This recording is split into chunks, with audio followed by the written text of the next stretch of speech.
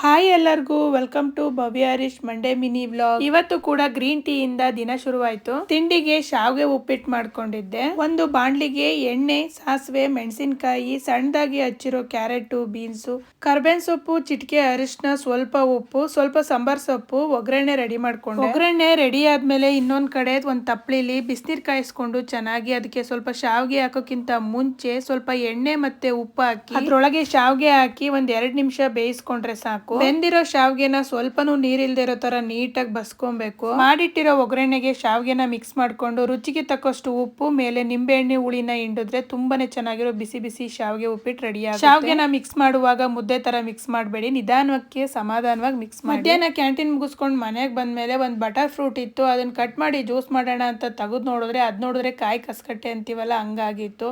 ಹೆಂಗೋ ಅದನ್ನೇ ಮಿಕ್ಸಿ ಮಾಡಿ ಕುಡಿಯೋಣ ಅಂತ ಹೋದ್ರೆ ಆ ಕಾಯಿ ಹಂಗಿರೋದೆಲ್ಲ ಬಾಯಿಗೆ ಸಿಗ್ತಾ ಇತ್ತು. ರಾತ್ರಿ ಊಟಕ್ಕೆ ತಿಂಗ್ಳುಳ್ಳಿ ಕಾಳು ಅಂತೀವಿ ನಮ್ ಕಡೆ, ನಿಮ್ ಕಡೆ ಏನಂತಾರೆ ಅಂತ ಬೇಕಿದ್ರೆ ಕಮೆಂಟ್ ಮಾಡಿ. ಬೀನ್ಸ್ ಕಾಳು ಅಂತೀವಲ್ವಾ ಅದು, ಮತ್ತೆ ಆಲೂಗೆಡ್ಡೆ, ಮೆಂತ್ಯ ಸೊಪ್ಪು ಹಾಕಿ ಒಂದ್ ಒಳ್ಳೆ ಸಾಂಬಾರ್ ಮಾಡ್ಕೊಂಡಿದ್ದೆ. ಕಾಳು ಮಾತ್ರ ಪಕ್ಕದ ಮನೆಯವ್ರು ಕೊಟ್ಟಿದ್ರು. ನಾವು ಚಿಕ್ಕವರಿದ್ದಾಗ ಈ ಕಾಳಿನ ಸೀಸನ್ ಬಂತು ಅಂದ್ರೆ ತಿಂಗ್ಳಾನ್ಗಟ್ಲೆ ಒಂದೇ ಸಾಂಬಾರು, ಅದು ಆಲೂಗೆಡ್ಡೆ ಮತ್ತೆ ತಿಂಗ್ಳುಳ್ಳಿ ಕಾಳು ಸಾಂಬಾರು. ಮರೆಯೋಂಗೆ ಇಲ್ಲ ಈ ಸಾಂಬಾರ್ನ. ಎವರ್ ಗ್ರೀನ್ ಸಾಂಬಾರ್ ಅಂತಾನೆ ಹೇಳ್ಬೋದು. ಸಾರ್ ಮಾತ್ರ ತುಂಬಾ ಟೇಸ್ಟಿಯಾಗಿ ಚೆನ್ನಾಗಿ ಬಂದಿತ್ತು. ಇದ್ರ ಜೊತೆ ಒಂದೊಂದು ಮೊಟ್ಟೆ ಕೂಡ ಮಾಡ್ಕೊಂಡಿದ್ವಿ. ಸಿಗೋಣ ನೆಕ್ಸ್ಟ್ ಮಿನಿ ವ್ಲಾಗ್ ಅಲ್ಲಿ.